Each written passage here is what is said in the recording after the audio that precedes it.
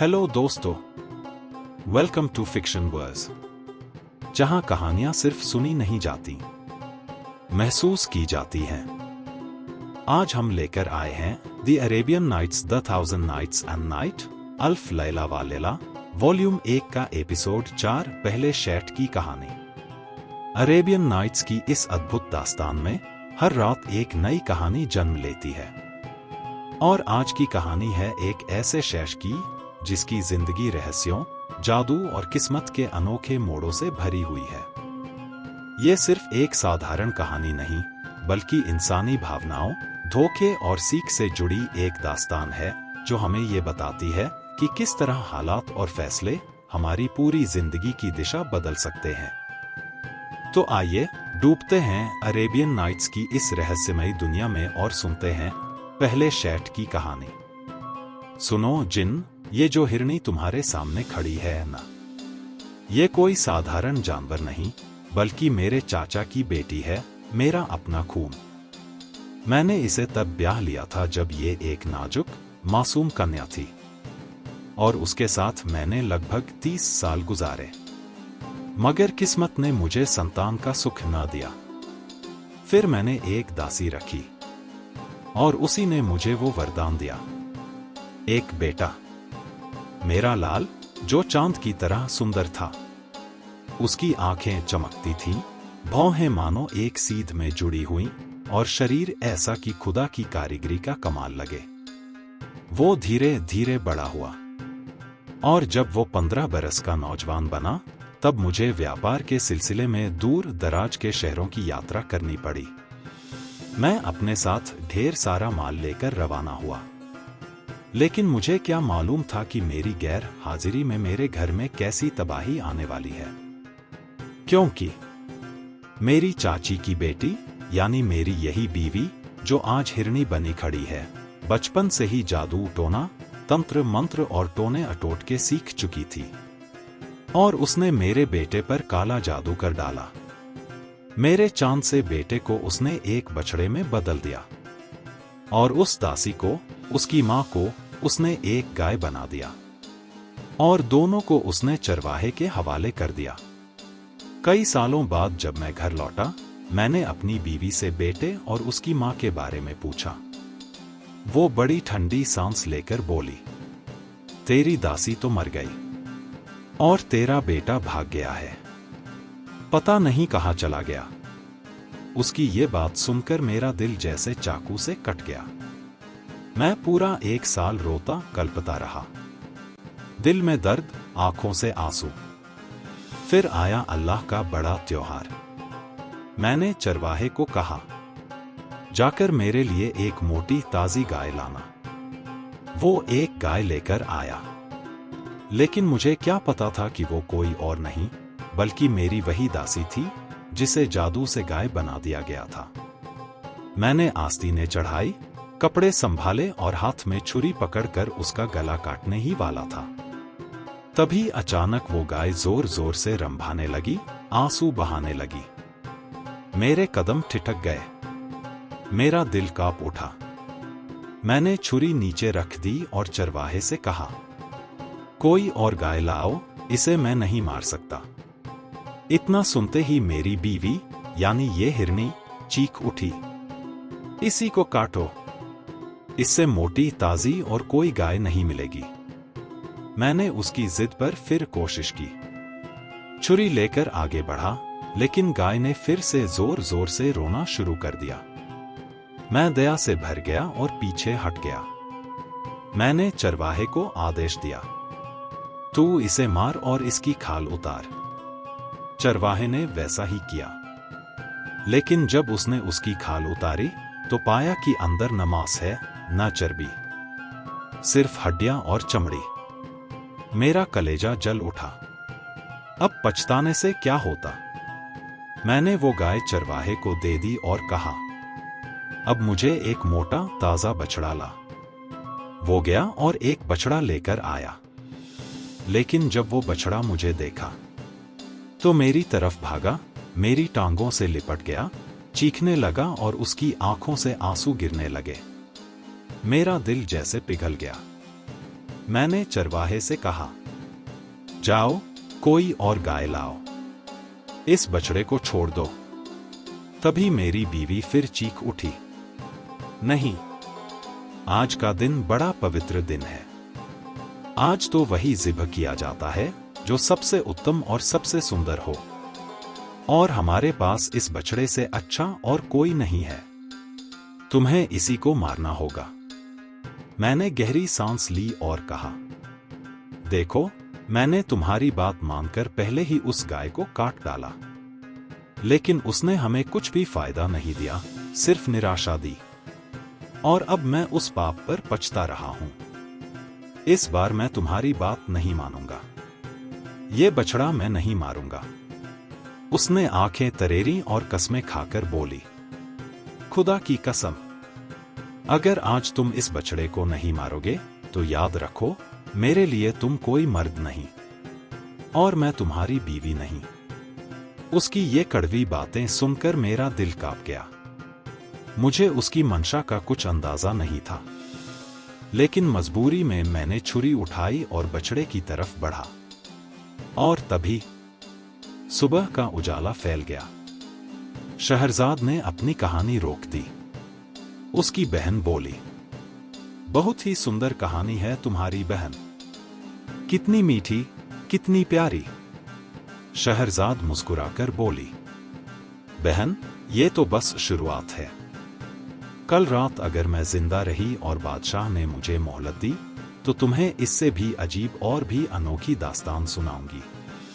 बादशाह ने ये सुना तो सोचा, खुदा की कसम, मैं इसे अभी नहीं मारूंगा जब तक ये बाकी कहानी पूरी न सुना दे। फिर वो अपनी रानी को गले लगाकर सो गया, और जब सुबह का उजाला पूरी तरह फैल गया तो दरबार में चला गया। राजा ने दरबार में अपने आदेश दिए, किसी को पदोन्नत किया, किसी को अपदस्थ कर दिया, और दिन भर दरबार की कार्यवाही चलती रही। लेकिन उसने वजीर को जरा भी नहीं बताया कि बीती रात शहरजाद की दास्तान सुनते हुए उसने क्या अनुभव किया था। वजीर बार बार सोच में पड़ जाता, हैरान रह जाता कि आखिर राजा का यह अचानक बदला व्यवहार क्यों है। जब दरबार समाप्त हुआ तो राजा अपने महल में चला गया। और फिर जब आई दूसरी रात, दुनियाजाद ने अपनी बहन से कहा, बहन, वो जो तूने हमें सौदागर और जिन्न की कहानी सुनाई थी, उसे पूरा कर, दिल बेचैन हो रहा है। शहरजाद मुस्कुराई और बोली, बहन, अगर राजा की इजाजत हो तो मेरी जुबान फिर वही सिलसिला दोहराएगी। राजा ने कहा, कहो, अपनी कहानी आगे बढ़ाओ। तो शहरजाद ने कहानी का धागा फिर पकड़ लिया। मुझ तक ये बात पहुंची, किस्मत के ताजधारी राजा, कि जब सौदागर ने उस बछड़े को बलि देने की सोची और उसकी आंखों से आंसू देखे तो उसका दिल पिघल गया और उसने चरवाहे से कहा, इसे मेरी गाय भैंसों के झुंड में रहने दो। ये सब बूढ़े शेख ने जिन्न को बताया। जिन्न हैरत से उसकी बातें सुन रहा था। फिर उस हिरनी के मालिक ने कहना जारी रखा, ऐ जिन्नों के बादशाह, ये सब कुछ होने पर भी मेरी चाची की बेटी यानी यही हिरनी जोर देकर कहती रही, इसे काट डालो, ये मोटा ताजा है। लेकिन मैंने उसकी नहीं सुनी और चरवाहे को कहा कि इसे घर ले जाओ। अगले दिन जब मैं अपने घर बैठा था तो अचानक चरवाहा आ पहुंचा। वो बोला, मालिक, मैं तुम्हें ऐसी खबर देने आया हूं जिससे तुम्हारा दिल खिल उठेगा और बदले में मुझे खुशखबरी का इनाम मिलेगा। मैंने कहा, कहो, क्या बात है? वो बोला, मेरी एक बेटी है। बचपन से ही उसने एक बूढ़ी औरत से जादू विद्या सीखी है। कल जब मैं वो बछड़ा घर लाया तो उसने उसे देखा और अपना चेहरा ढक लिया। फिर कभी हंसने लगी, कभी रोने लगी। मैंने पूछा, ये कैसा बर्ताव है? तो वो बोली, अब्बा, क्या मेरी इज्जत इतनी सस्ती हो गई कि अजनबी मर्दों को मेरे सामने ले आए? ये जो बछड़ा है ना, ये कोई और नहीं बल्कि हमारे मालिक का बेटा है। उसकी सौतेली माँ ने जादू से इसे बछड़ा बना दिया और उसकी माँ को गाय। इसी वजह से मैं हंस रही थी और रो भी रही थी, हंसी इस बात पर कि सच सामने आ गया, और आंसू इस बात पर कि उस बेचारे की माँ कल ही उसके पिता के हाथों बलि चढ़ गई। ये सुनकर मेरे पैरों तले जमीन खिसक गई। रात होते ही मुझे चैन न रहा। सुबह होते ही मैं दौड़ा दौड़ा चरवाहे के घर पहुंचा। उसकी बेटी ने मेरा स्वागत किया, हाथ चूमा। तभी बछड़ा भी भागकर आया और मेरी टांगों से लिपट गया, जैसे अपनी दास्तान कह रहा हो। मैंने चरवाहे की बेटी से पूछा, क्या सच है ये? उसने गंभीर आंखों से कहा, हाँ मालिक, ये तुम्हारा बेटा है, तुम्हारे दिल का टुकड़ा। मेरी आंखें खुशी के आंसुओं से भर गईं। मैंने कहा, बेटी, अगर तुम इसे आजाद कर दोगी तो जो भी मवेशी और माल तुम्हारे बाप के पास है, सब तुम्हारा होगा।